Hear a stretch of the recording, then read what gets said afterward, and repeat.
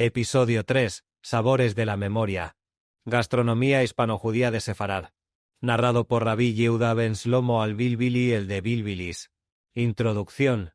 Soy Rabbi Yehuda ben Shlomo al-Bilbili, el de Bilbilis, y hoy os hablaré de los sabores que pudieron llenar las cocinas de nuestra judería, sabores que se expandieron por el mundo junto a nuestro pueblo, generación tras generación, como nuestra lengua, el judío español.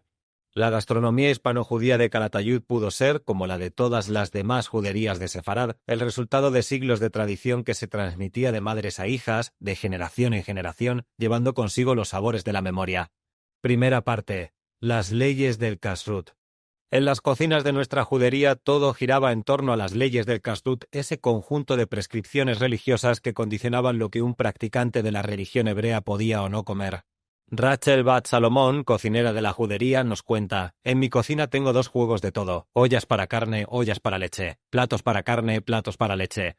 Nunca pueden mezclarse, así nos lo enseñaron nuestros padres y así lo enseñaremos a nuestros hijos. Estas leyes tenían su fundamento en las enseñanzas del Talmud y de los libros Levítico y Deuteronomio. Los alimentos que cumplían con el kashrut eran considerados kosher o kasher, que significa limpio, puro, apropiado para comer. Abraham ben Isaac, carnicero de la Aljama, explica: no todos los animales pueden comerse.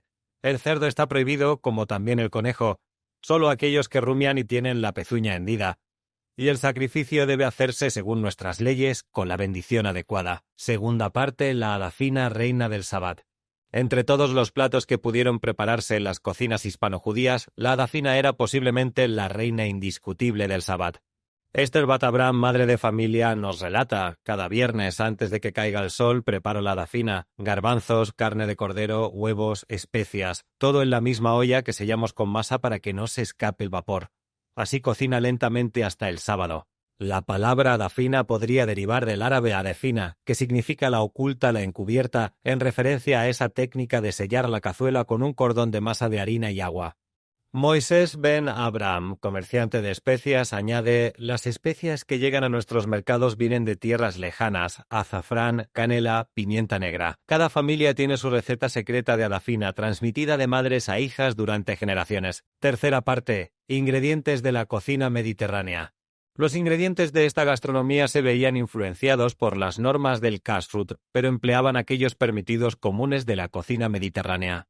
Isaac ben David, panadero, nos cuenta: el principal ingrediente de nuestras mesas es el pan. Lo hacemos con trigo, cebada, centeno. Para las festividades preparamos la jalá trenzada y dorada que bendecimos cada sabbat. Las legumbres secas eran el segundo ingrediente fundamental. Garbanzos, lentejas, judías proporcionaban las proteínas necesarias cuando la carne estaba relegada a ocasiones festivas. Sarah Bat Isaac, ama de casa, explica: las carnes las reservamos para las celebraciones. Cuando las preparamos solemos usar carnes picadas, mezcla de magro y casquería, mezcladas con la grasa del animal. Así rinde más y alimenta a toda la familia. Cuarta parte. Guisos y potajes.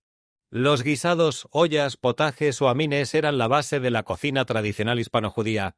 En una perola, olla o cazuela se mezclaban carnes o pescados con legumbres, cereales, verduras, hortalizas y agua.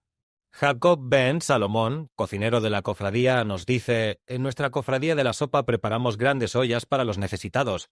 Huesos salados, verduras de temporada, legumbres. Al fuego del hogar, durante un cocimiento prolongado, conseguimos ablandar todo y obtener un caldo nutritivo. Estos guisos pudieron ser similares a los que se preparaban en todas las juderías de Sefarad: sopados, pucheros, ollas, potajes, cocidos, potes, calderetas, estofados. Cada región pudo tener sus variantes, pero la base era común. Rachel Bat Salomón, cocinera experta, nos revela: las berenjenas son muy importantes en nuestra cocina. Son kosher, nutritivas y se conservan bien.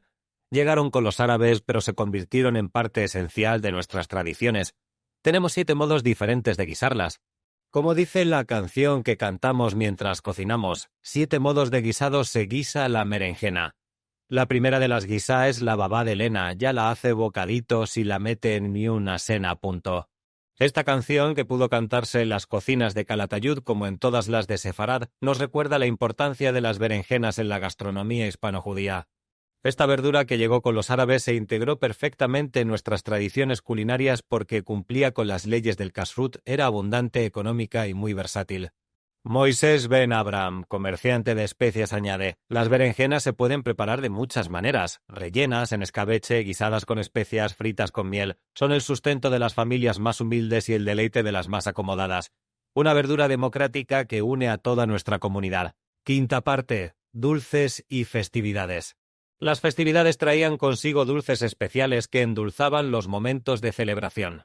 Miriam Ba David, repostera, nos cuenta: para Purim preparamos las orejas de Amán, masa frita con miel; para Rosh Hashaná, dulces con miel y manzanas para que el año sea dulce; para Hanukkah, las filluelas u hojuelas como ovillos crujientes napados con miel. Estos dulces, como las filluelas, pudieron encontrarse después en España, Portugal, Túnez, Turquía, incluso en Georgia. La cocina sefardí se convirtió en diaspórica y viajera. Sexta parte: la supervivencia en la diáspora. Cuando nuestros antepasados partieron al exilio en 1492, llevaron consigo algo más valioso que el oro: las recetas de sus madres y abuelas. Luna, descendiente sefardí en Salónica del siglo XVI, recuerda: mi abuela me enseñó a hacer la adafina como la hacía su abuela en Calatayud. Aunque ahora vivimos en Salónica, cada sábado el aroma de nuestra olla me transporta a la casa de mis antepasados. En el Imperio Otomano, en el Magreb, en los Balcanes, las recetas hispano-judías se mezclaron con las tradiciones locales, creando nuevas variantes pero conservando siempre la esencia original. Un descendiente moderno nos dice: hoy, en las cocinas sefardíes de todo el mundo, seguimos preparando platos que nacieron en las juderías de Sefarad. Cada receta es un hilo que nos conecta con nuestros antepasados. Cada sabor es una palabra en judeo-español que no hemos olvidado. Reflexión final. La gastronomía hispano-judía de Calatayud pudo ser, como la de todas las juderías de Sefarad, mucho más que una simple forma de alimentarse. Era una manera de mantener viva la identidad, de transmitir la tradición, de crear comunidad alrededor de la mesa familiar. Cada adafina que se cocinaba los viernes, cada pan que se bendecía en Sabbat, cada dulce que se preparaba para las festividades era un acto de resistencia cultural, una forma de decir: somos quienes somos y nuestros sabores nos definen. Cuando las familias partieron al exilio, llevaron consigo estas recetas como un tesoro invisible. Y así, generación tras generación, los sabores de Sefarad se expandieron por el mundo, como nuestra lengua, el judío español, manteniendo viva la memoria de lo que fuimos. Porque los sabores, como las palabras, tienen memoria. Y la memoria, como bien sabemos, es más fuerte que el olvido. Dirección y producción: Javier Bona.